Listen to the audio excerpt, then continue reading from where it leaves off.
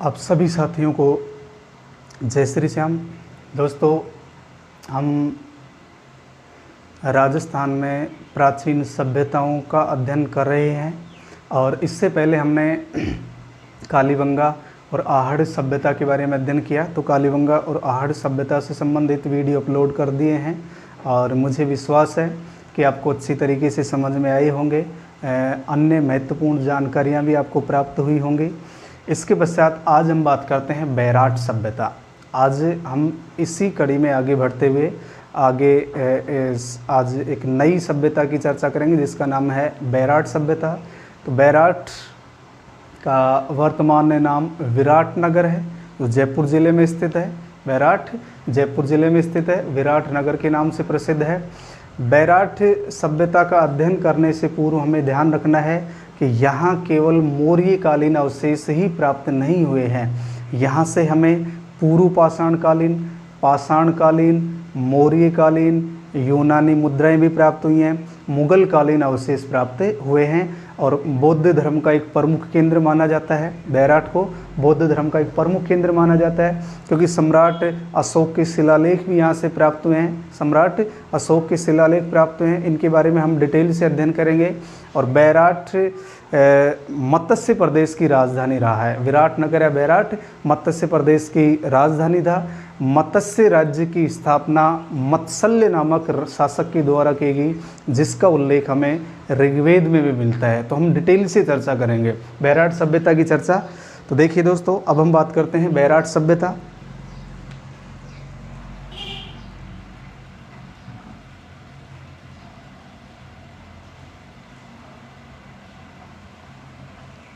थोड़ा सा एक आधार लेते हैं अपन।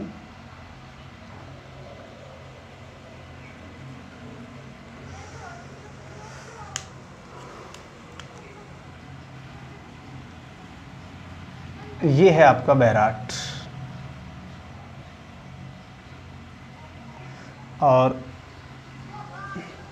यह सभ्यता जयपुर ज़िले से संबंधित है। बैराट सभ्यता जयपुर ज़िले से संबंधित है। तो यह सभ्यता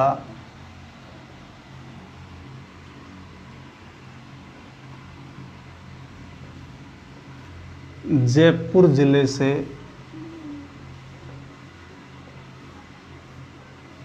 संबंधित है। इसके पश्चात बैराट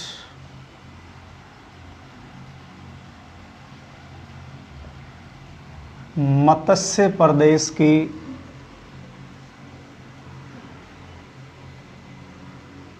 राजधानी था। बैराट मत्स्य प्रदेश की राजधानी। महाजनपद काल में अपन पढ़ते हैं 16 महाजनपद मत्स्य जनपद से संबंधित। तो ये मत्स्य प्रदेश की राजधानी था। इसी प्रकार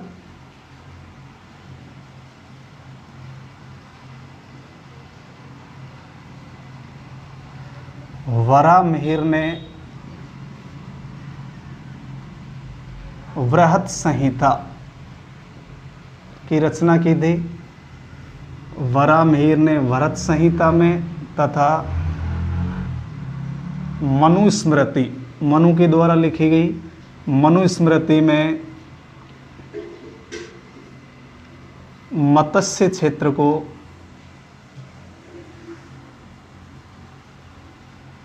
एक महत्वपूर्ण क्षेत्र बताया।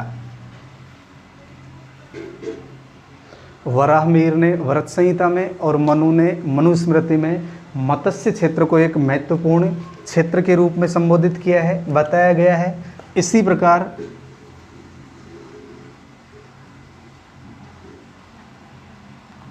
मत्स्य राज्य का संस्थापक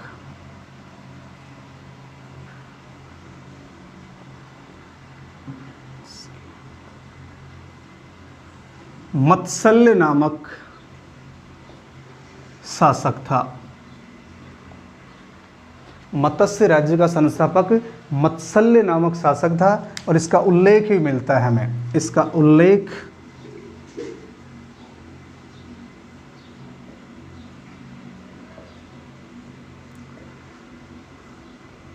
ऋग्वेद में मिलता है। इसका उल्लेख हमें ऋग्वेद में मिलता है कि मत्स्य राज्य का संस्थापक मत्सल्य नामक शासक था। इसके पश्चात 1936-37 में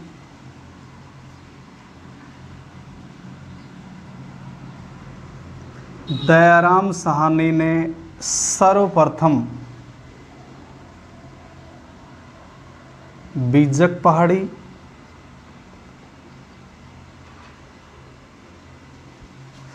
भीम की पहाड़ी व महादेव की डूंगरी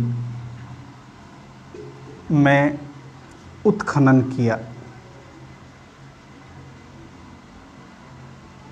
यद्यपि दोस्तों यहाँ सर्वप्रथम अगर हम खोज की बात करें तो कैप्टन बर्ट 1837 में अशोक के शिलालेख की खोज करता है, लेकिन उत्खनन की बात करें 1936-37 में दयाराम साहनी ने सर्वप्रथम बीजक पहाड़ी, भीम की पहाड़ी और महादेव की डूंगरी या पहाड़ी में उत्खनन का कार्य किया। इसके पश्चात 1962-63 में कैलाश नाथ दीक्षित व नील रत्न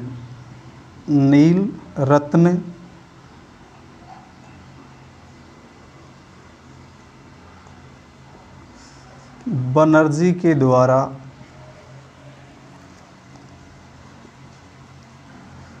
उत्खनन का कार्य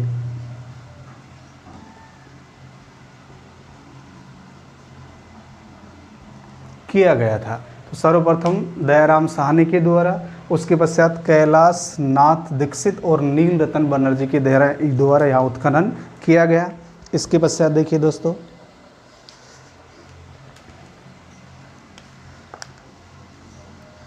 यहाँ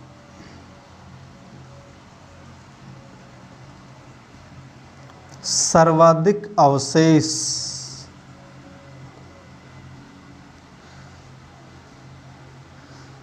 बीजक पहाड़ी व भीम की डूंगरी से प्राप्त हुए हैं।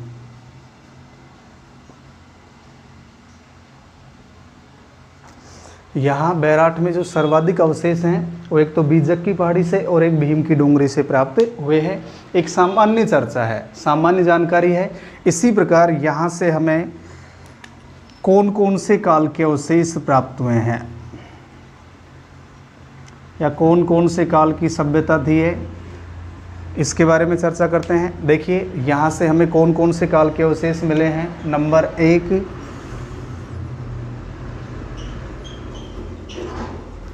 पूर्व पाषाण काल अथवा पाषाण काल के। नंबर 2, महाभारत कालीन अवशेष मिले हैं। नंबर 3, मौर्यकालीन अवशेष मिले हैं। नंबर 4, यूनानी अवशेष प्राप्त हुए हैं। और नंबर 5, मुगल कालीन अवशेष।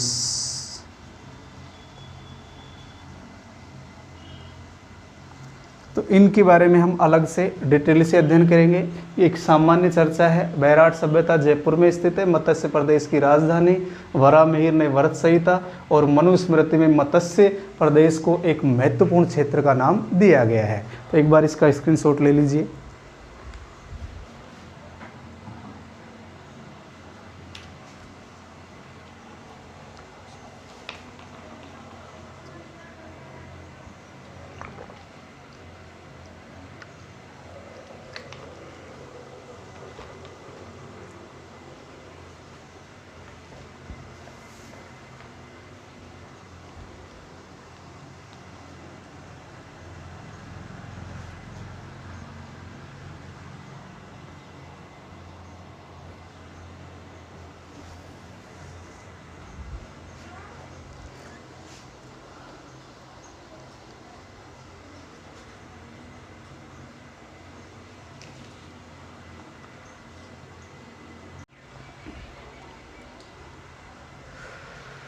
इसके पश्चात देखिए दोस्तों, यहाँ कौन कौन से समय के अवशेष मिले हैं उनके बारे में हमें डिटेल से अध्ययन करना है। सर्वप्रथम हम बात करते हैं पूर्व पाषाणकालीन और पाषाणकालीन अवशेष।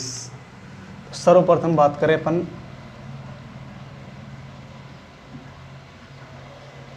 पूर्व पाषाणकालीन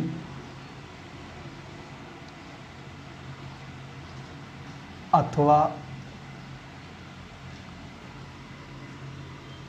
पाषाणकालीन अवशेष, दोनों को साथ में पढ़ेंगे अपन।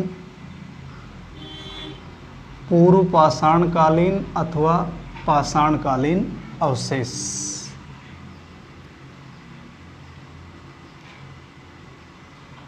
इसके पश्चात देखिए दोस्तों, यहां से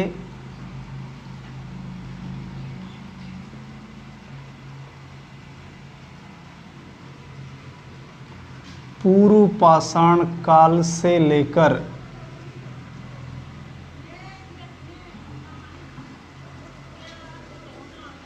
उत्तर पाषाण काल के अवशेष प्राप्त हुए हैं। पूर्व पाषाण काल से लेकर उत्तर पाषाण काल के अवशेष प्राप्त हुए हैं। अर्थात कब से कब तक के समय के अवशेष मिले हमें? 6 लाख ईसा पूर्व से 10,000 ईसा पूर्व तक के अवशेष मिले हैं। 6 लाख ईसा पूर्व से 10,000 ईसा पूर्व तक के अवशेष हमें यहाँ से प्राप्त हुए हैं। इसी प्रकार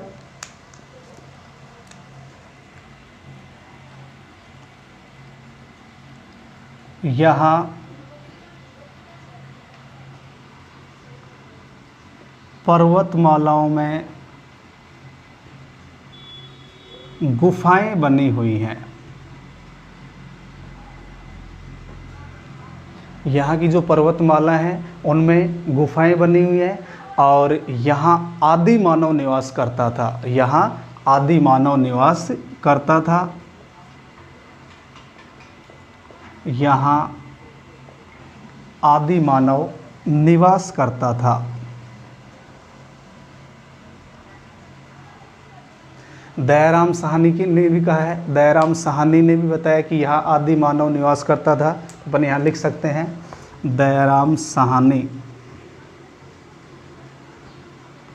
दयाराम साहनी ने इसका समर्थन किया। दयाराम साहनी ने इस बात का समर्थन किया है कि यहाँ आदि मानव इन गुफाओं में निवास करता था। इसी प्रकार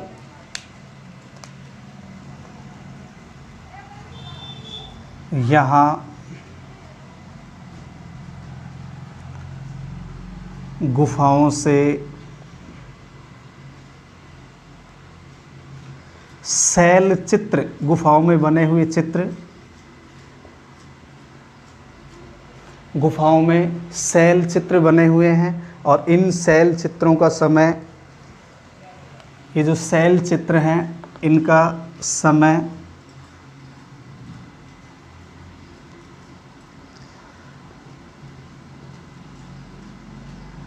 1,50,000 ईसा पूर्व से लेकर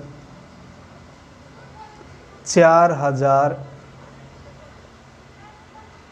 ईसा पूर्व तक माना गया है। देखिए दोस्तों, यहाँ जो पूर्व पाषाण काल से लेकर उत्तर पाषाण काल के अवशेष मिले हैं उनका समय तो 6 लाख ईसा पूर्व से 10,000 ईसा पूर्व तक निर्धारित किया गया है। पर्वतमालाओं में गुफाएं बनी हुई, यहाँ आदि मानव निवास करता था, जिसका समर्थन दयाराम साहनी ने भी किया है। इसी प्रकार यहाँ गुफाओं से शैल चित्र प्राप्त हुए हैं और इनका समय 1.5 लाख ईसा पूर्व से 4,000 ईसा पूर्व तक माना गया है। इसी प्रकार यहाँ से पूर्व पाषाण कालीन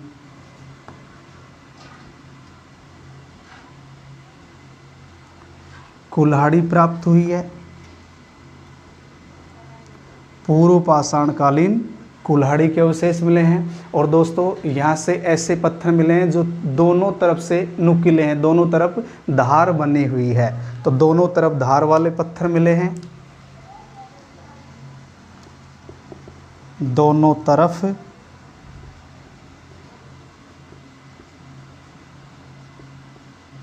धार वाले पत्थर मिले हैं। दोनों तरफ धार है उस प्रकार के पत्थर भी हमें यहाँ से प्राप्त हुए हैं। इसी प्रकार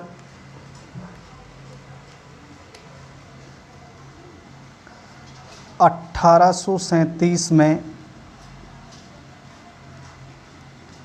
कैप्टन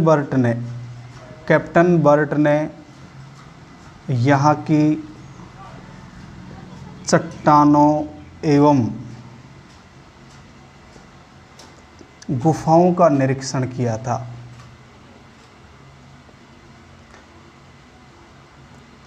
चट्टानों और गुफाओं का निरीक्षण 1837 में किसके द्वारा किया गया? कैप्टन बर्ट के द्वारा। और कैप्टन बर्ट के साथ साथ अन्य इतिहासकारों ने भी, अन्य विद्वानों ने भी यहाँ उत्खनन करवाया और उन्हें उत्खनन में इस पूर्व पाषाणकालीन और पाषाणकालीन सभ्यता से संबंधित, आदि मानव से संबंधित अवशेष प्राप्त हुए हैं। इसी प्रकार देखिए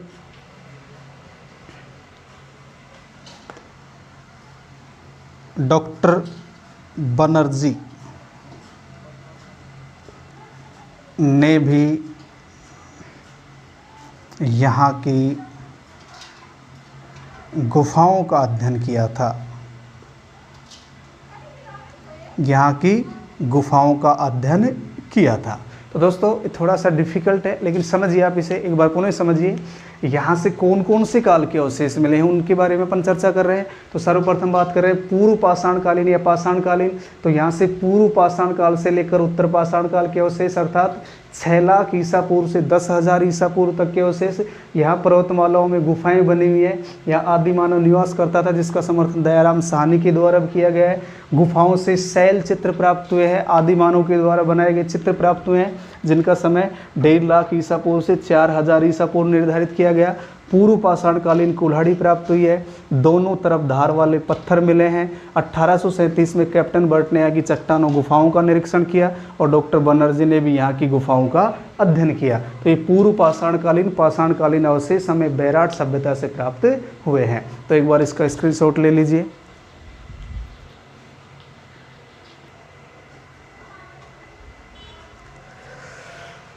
इसके पश्चात देखिए दोस्तों महाभारतकालीन अवशेष। यहाँ से महाभारतकालीन अवशेषों के बारे में भी जानकारी मिलती है। तो नंबर 2 हम बात करें महाभारत कालीन अवशेष।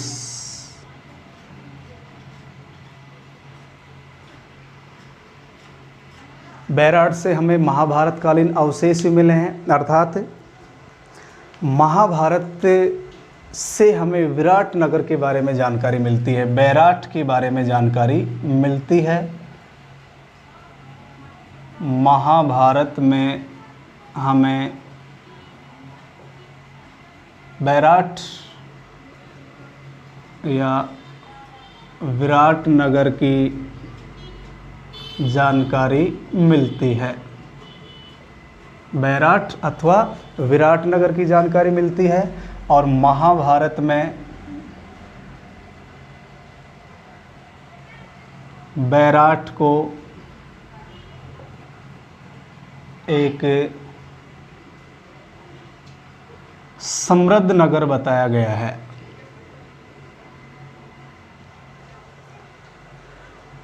महाभारत में बैराट को एक समृद्ध नगर बताया गया है।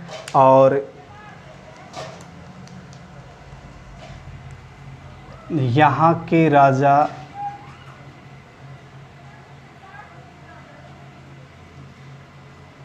विराट को वीर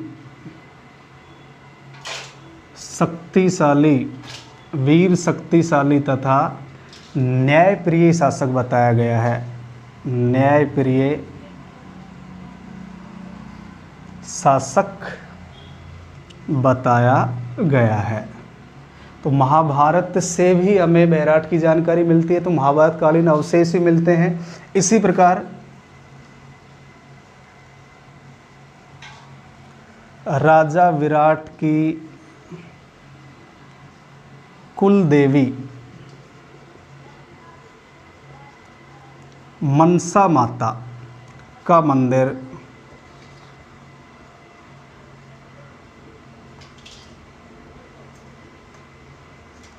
पापड़ी ग्राम में है। यहाँ पापड़ी ग्राम है, इस पापड़ी ग्राम में राजा विराट की कुल देवी मनसा माता का मंदिर बना हुआ है। इसी प्रकार पांडवों ने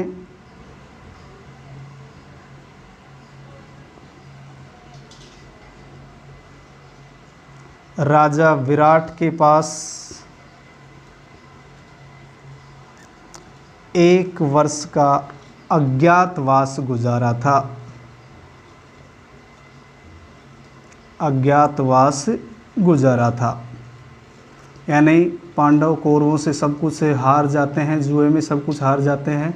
इसके पश्चात इन्हें 1 वर्ष का अज्ञातवास मिला, तो इन्होंने 1 वर्ष का जो अज्ञातवास है वो किसके पास गुजारा था? राजा विराट के पास। इसी प्रकार यहाँ भीम डूंगरी में एक खड्डा बना हुआ है जिसे कहा जाता है भीमतला। जिसे क्या कहा जाता है? भीमतला। ऐसा माना जाता है कि भीम ने अपने पैर से यहाँ खड्डा बनाया था, यहाँ जल प्रकट हुआ था, यानी पानी निकाला गया था भीम के द्वारा, इसीलिए इसे क्या कहा गया? भीमतला। तो इसका संबंध भी महाभारत कालीन से है। इसके पश्चात यहाँ से यानी बैराट से यहाँ से महाभारत कालीन मृदभांड, कुल्हाड़ियाँ एवं भाले प्राप्त हुए हैं। महाभारत कालीन मिट्टी के बर्तन, कुल्हाड़ियाँ और भाले प्राप्त हुए हैं। तो एक बार दोबारा देखिए, बैराट से हमें महाभारत कालीन अवशेष भी प्राप्त हुए हैं।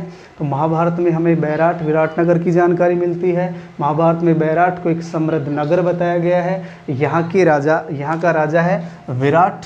विराट को एक वीर, शक्तिशाली, न्यायप्रिय शासक बताया गया। राजा विराट की कुल देवी मनसा माता का मंदिर पापड़ी ग्राम में स्थित है। पांडवों ने राजा विराट के पास 1 वर्ष का अज्ञातवास गुजारा था, और यहाँ भीम डोंगरी में एक खड्डा बना हुआ है जिसे भीमतला कहा जाता है, और यहाँ से महाभारत कालीन मृदभांड, कुल्हाड़ियाँ और भाले के प्रमाण प्राप्त हुए हैं। तो एक बार इसका स्क्रीनशॉट ले लीजिए।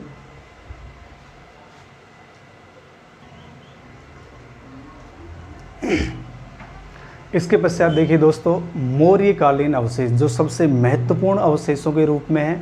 मौर्य काल का सर्वाधिक प्रभाव पड़ा। यहाँ से चंद्रगुप्त मौर्य के प्रमाण भी मिलते हैं, तो सम्राट अशोक के प्रमाण भी मिलते हैं। तो आइए हम डिटेल से अध्ययन करते हैं मौर्यकालीन अवशेष।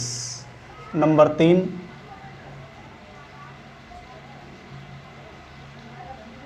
मौर्यकालीन अवशेष।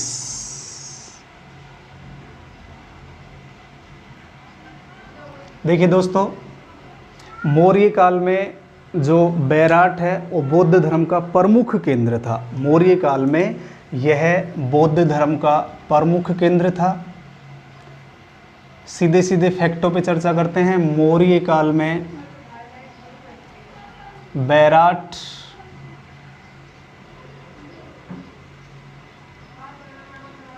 बौद्ध धर्म का प्रमुख केंद्र था, अर्थात यहाँ बीजक की पहाड़ी से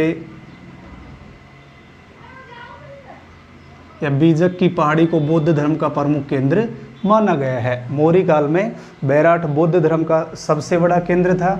इसी प्रकार मौर्य काल में बैराट बैराट शासन का प्रमुख अंग बन गया था। शासन का प्रमुख अंग बन गया था। यद्यपि यहाँ से हमें अशोक के शिलालेख प्राप्त हुए हैं, लेकिन 1955-56 और 1962 के उत्खनन से हमें चंद्रगुप्त मौर्य के प्रभाव की भी पुष्टि होती है। 1955-56 और 1962 के उत्खनन से 1955-56 व 1962 के उत्खनन से यहाँ चंद्रगुप्त मौर्य के प्रभाव की पुष्टि होती है। प्रभाव की पुष्टि होती है। इसी प्रकार 1837 में कैप्टन बर्ट ने भाब्रू शिलालेख की खोज की। 1837 में अशोक का भाब्रू शिलालेख, 1837 ईस्वी में कैप्टन बर्ट ने अशोक के भाब्रू शिलालेख की खोज की। भाब्रू शिलालेख की खोज की। और ये जो भाब्रू शिलालेख है ये वर्तमान में कलकत्ता संग्रहालय में है। इसके बारे में हम डिटेल से अध्ययन करेंगे जब मौर्य काल पढ़ेंगे। वर्तमान में कहाँ है ये? कलकत्ता संग्रहालय में। इसी प्रकार 1872 में कार्लाइल के द्वारा 1872 में कार्लाइल ने अशोक के दूसरे शिलालेख की खोज की थी। 1872 ईस्वी में कार्लाइल ने अशोक के दूसरे शिलालेख की खोज की। दूसरे शिलालेख की खोज की थी और इसकी पुष्टि कनिंघम के द्वारा की गई थी। इसकी पुष्टि कनिंघम के द्वारा की गई। इसकी पुष्टि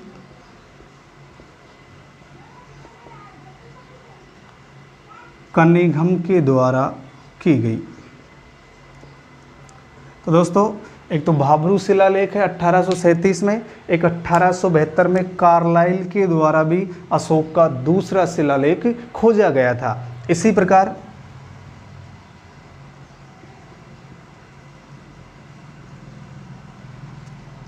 डॉक्टर भंडारकर ने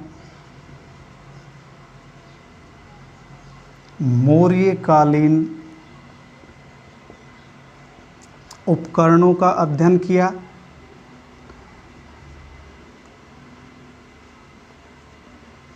डॉक्टर भंडारकर ने यहाँ से जो मौर्यकालीन उपकरण प्राप्त हुए हैं उनका अध्ययन किया था। इसी प्रकार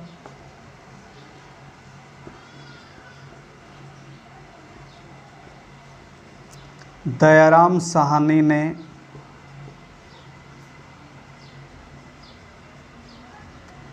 बीजक की पहाड़ी से मौर्यकालीन अवशेषों की खोज की। मौर्यकालीन अवशेषों का पता लगाया। इसी प्रकार 1999 में यहाँ उत्खनन हुआ और 1999 के उत्खनन में अशोककालीन गोल मंदिर, स्तूप और मठ के प्रमाण प्राप्त हुए हैं। 1999 में अशोककालीन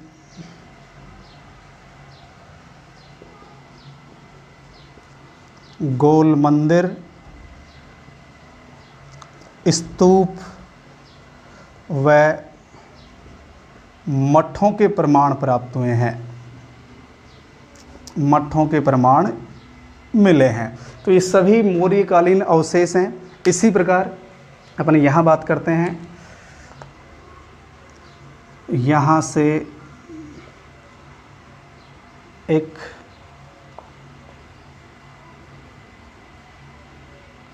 सोने का कलश प्राप्त हुआ है।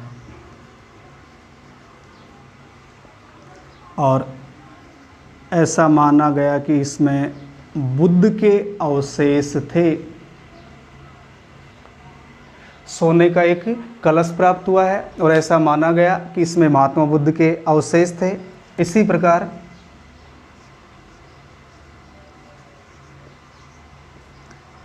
चीनी यात्री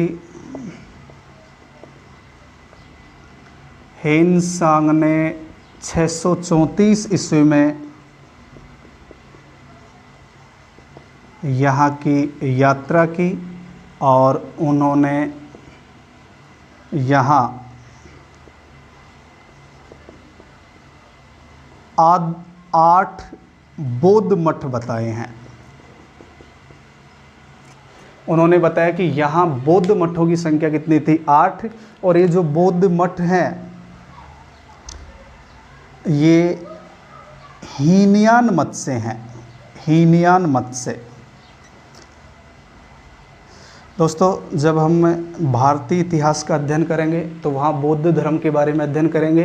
बौद्ध धर्म 2 भागों में है, हीनयान और महायान। हीनयान और महायान।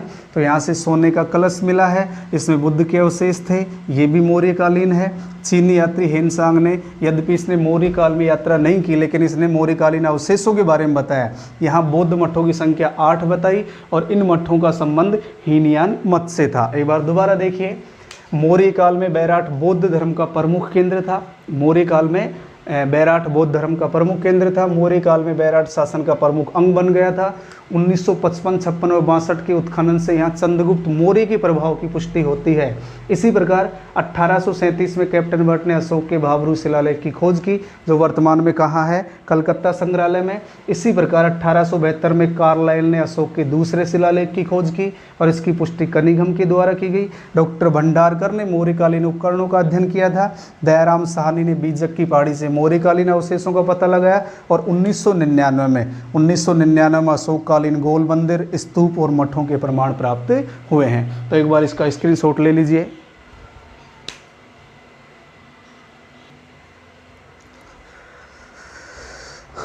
इसके बाद देखिए दोस्तों, यूनानी प्रभाव बैराट सभ्यता पर।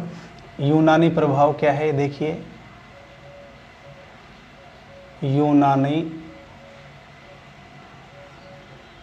प्रभाव। यूनान के व्यापारी यहाँ व्यापार करने के लिए आते थे और मुद्राओं के माध्यम से व्यापार होता था। मुद्राओं के माध्यम से व्यापार होता था। व्यापारिक केंद्र होने के कारण यहाँ से मुद्राएं भी प्राप्त हुई। यहाँ से टोटल 36 मुद्राएं मिली हैं, जिसमें से 8 पंचमारक जो सूती कपड़े में लिपटे हुए हैं और बची हुई जो 28 मुद्राएं हैं वो यूनानी शासकों की हैं। वो किसकी हैं, यूनानी शासकों की। और 28 में से भी 16 मुद्राएं मिनेंड्र की हैं। 16 मुद्राएं किसकी हैं, मिनेंड्र की। और गोपीनाथ शर्मा के अनुसार मिहिर कुल ने इस सभ्यता का अंत किया था, यहाँ के मठों को ध्वस्त किया था। तो यहाँ से हमें यूनानी प्रभाव भी देखने को मिलता है। तो देखिए, यूनानी व्यापारी व्यापार करने आते थे। यहाँ यूनानी व्यापारी व्यापार करने आते थे। इसी प्रकार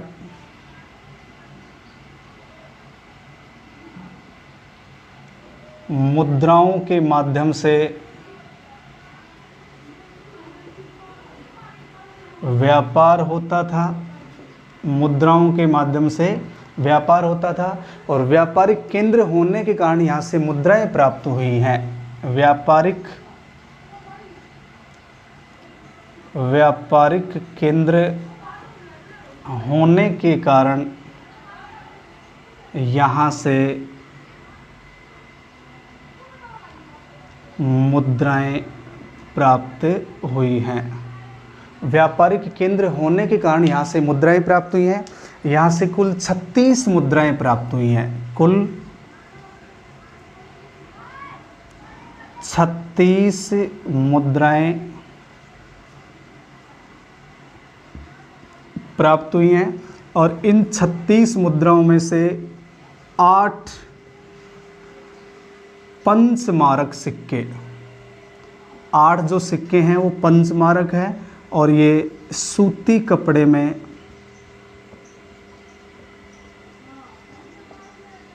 लिपटे हुए हैं, ये सूती कपड़े में लिपटे हुए प्राप्त हुए।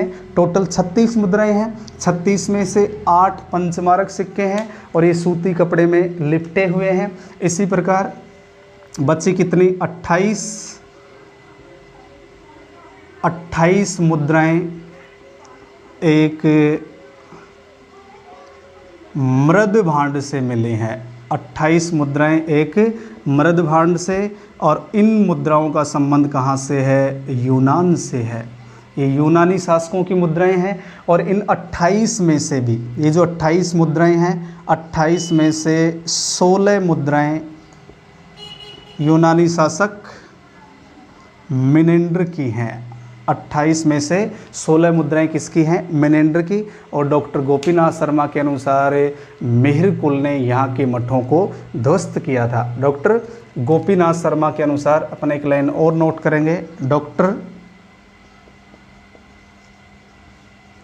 गोपीनाथ शर्मा के अनुसार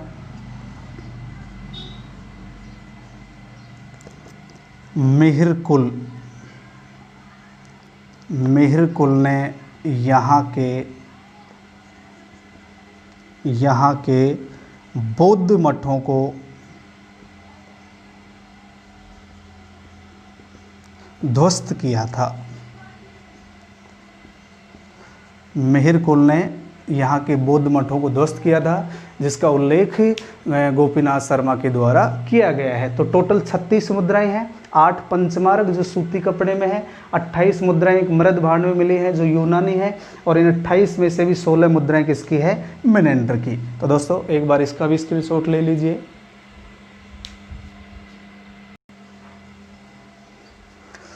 इसके पश्चात देखिए दोस्तों, मुगल कालीन अवशेष। मुगल कालीन अवशेष। बैराट से मुगल कालीन कौन कौन से अवशेष प्राप्त हुए हैं? देखिए,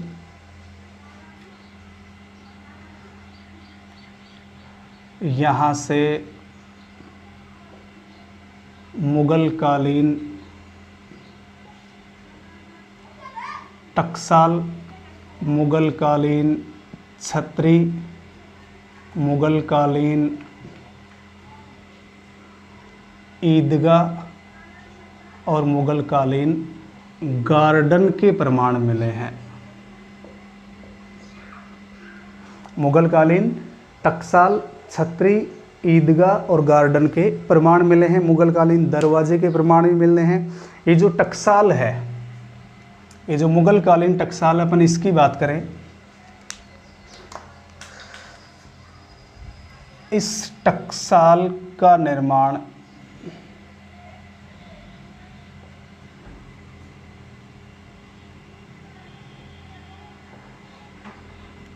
अकबर ने करवाया था।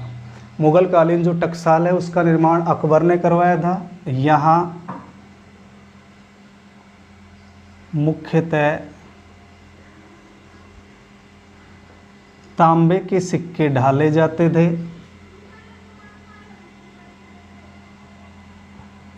और यहाँ अकबर, जहांगीर एवं शाहजहां के समय सिक्के ढाले जाते थे। अकबर, जहांगीर व शाहजहां के समय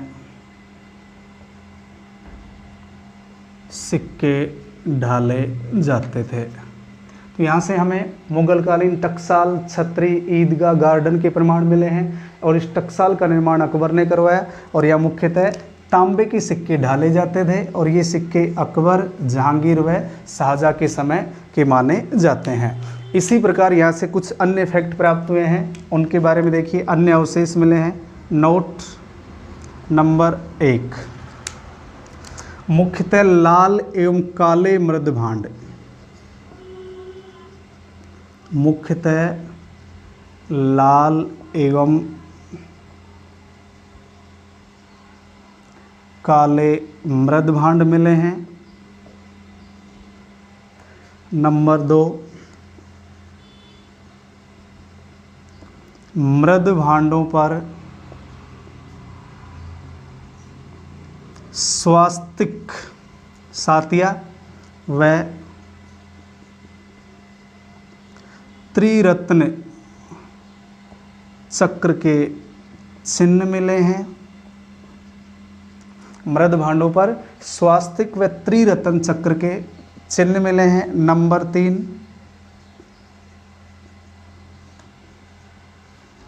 नाचता हुआ पक्षी का प्रमाण, नाचता हुआ पक्षी का प्रमाण। नंबर 4, मुख्यतः यह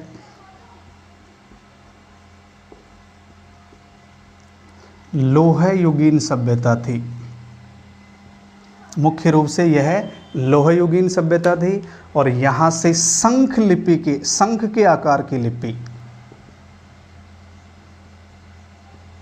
शंख लिपि के प्रमाण मिले हैं।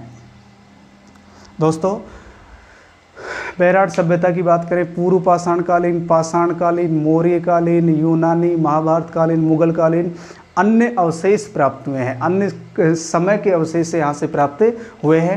बैराट बौद्ध धर्म का प्रमुख केंद्र था। मौर्य काल में बौद्ध धर्म का प्रमुख केंद्र था। अशोक के शिलालेख प्राप्त हुए। कार्लाइल, कैप्टन बर्ट के द्वारा उनकी खोज की गई। इसी प्रकार यहाँ मुख्य रूप से लाल और काले मृदभांड, मुख्यतः मृदभांड लाल और काले थे। इन पर स्वास्तिक और त्रिरत्न चक्र के चिन्ह मिले हैं। नाचते हुए पक्षी का प्रमाण, मुख्यतः यह लोह युगीन सभ्यता थी और यहाँ से हमें शंख लिपि के प्रमाण मिले हैं। तो ये थी आपकी बैराट सभ्यता। एक बार आप इसका स्क्रीनशॉट ले लीजिए। निरंतर अध्ययन करते रहिए, नोट्स बनाते रहिए। जय हिंद, जय भारत।